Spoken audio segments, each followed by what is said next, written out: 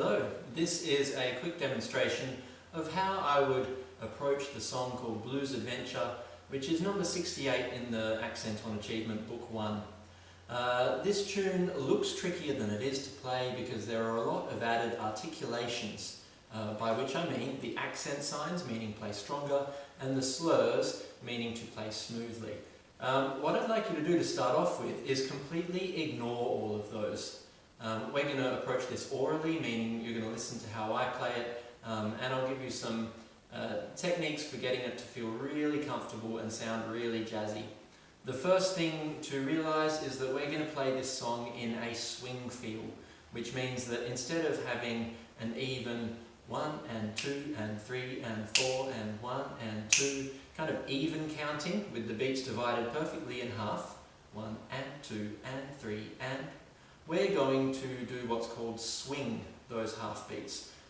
So anywhere in your music where you've got a pair of quavers or eighth notes, which is the TTs, we are going to play those with a skipping feel. 1 and 2 and 3 and 4 and 1 and 2. And you may have heard jazz tunes played before, and the drummer will often play something that sounds vaguely like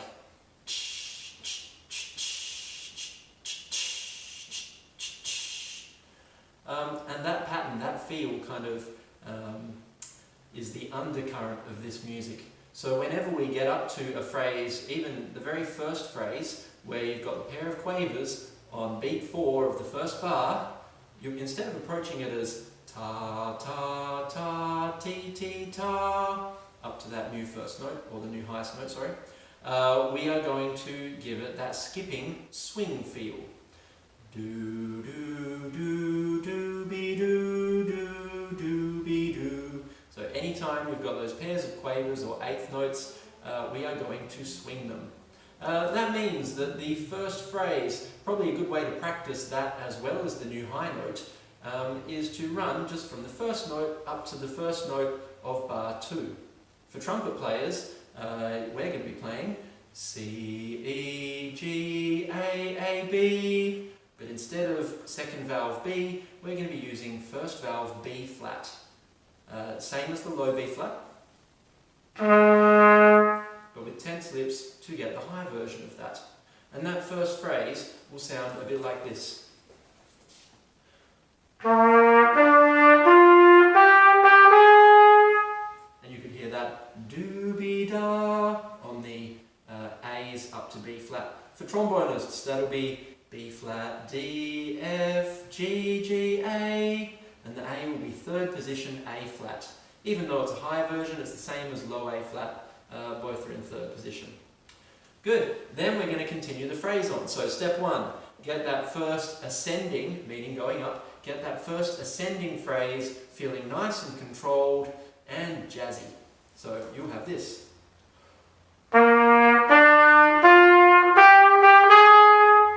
We need to continue it in the same breath downwards again. So this is bar 1 and bar 2, forming one smooth phrase. You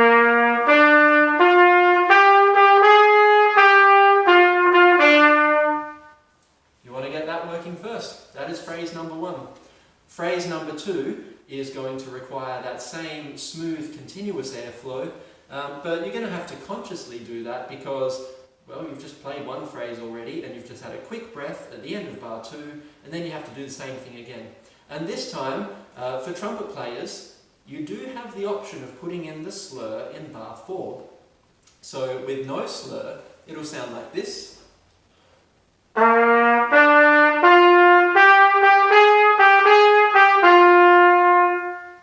the slur means that for that high do-be-do-be-da, you're only going to tongue that first B flat. Ta.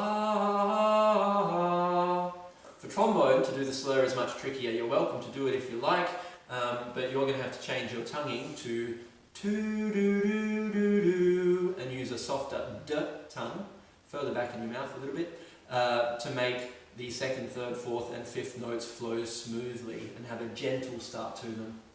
So here is what you should have after you've practiced each of those phrases. First 2 bars, all in one continuous stream of air, and then second 2 bars in a continuous stream of air, gives you this.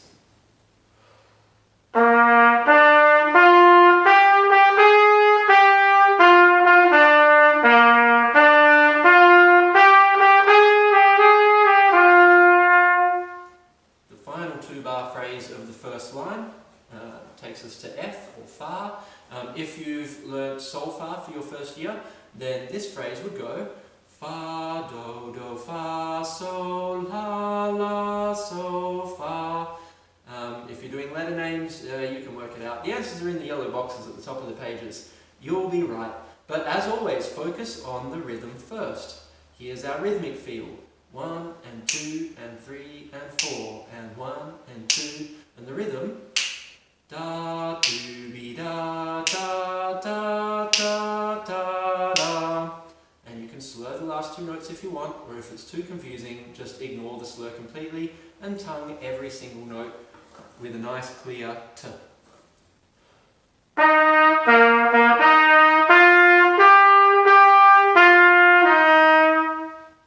And then you can run that whole first line together, continuing to snatch a quick breath at the end of every second bar or every fourth bar even, once you're comfortable with that. Second line starts off almost the same as the beginning, so check your rhythm from memory.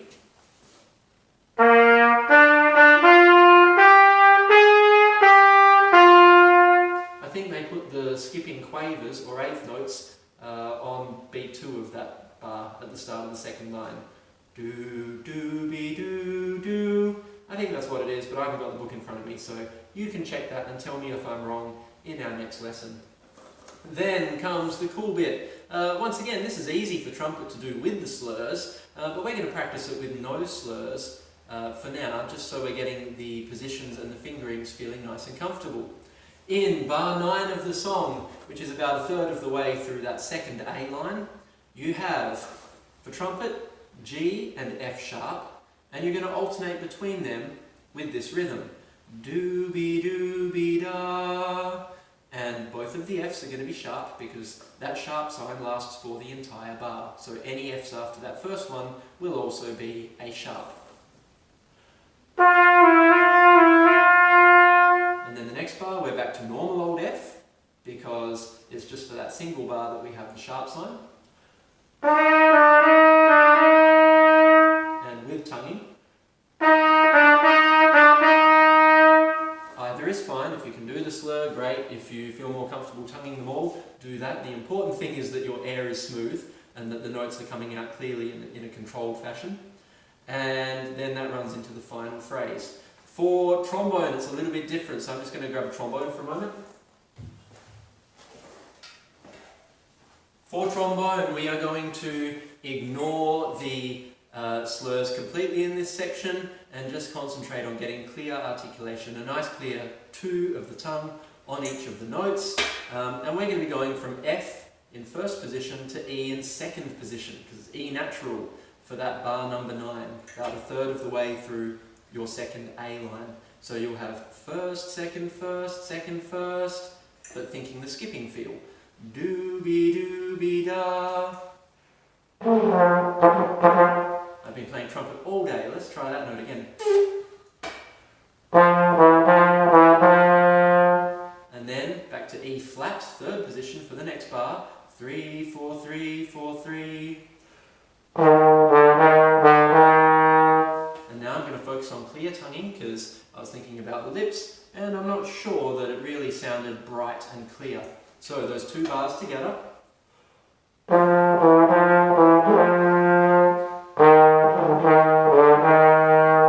Really not sounding clear, but I can tell that it's actually my lips in this instance, not my tonguing, or it could be both, you never know. And then that leads into the final phrase, and we've seen something like this already in bar 3 and bar 4 of the piece. The only difference is a slight change to pitch, make sure you look through what the notes actually are, and where it says rit, we're going to want to slow down.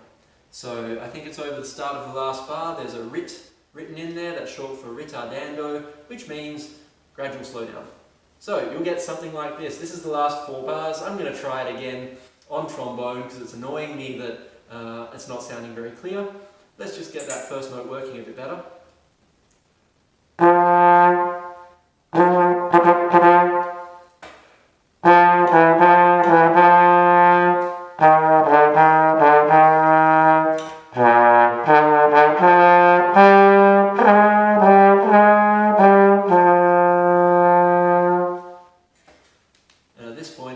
practicing at home, which I'm not right now because I'm not going to make this recording go forever, I would go back and check my tonguing, check that I'm keeping a nice relaxed open jaw for an open airflow, and if it was still sounding rubbish in a few minutes time, I would accept that I've been playing all day and my lips are too tired for this. Otherwise, if it was improving, I would keep doing those things. Clear tonguing, nice open airflow, and seeing if that improved the sound. So I'm going to skip back to trumpet in the hope that it is just that my lips have been playing that all day and they're fatigued. And hopefully I can do the whole song for you all the way through.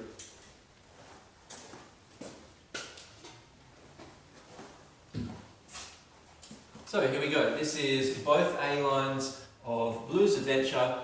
Let's see how it sounds going back to trumpet again, and hopefully it's good. I'm thinking the lip position in order to set it up nicely.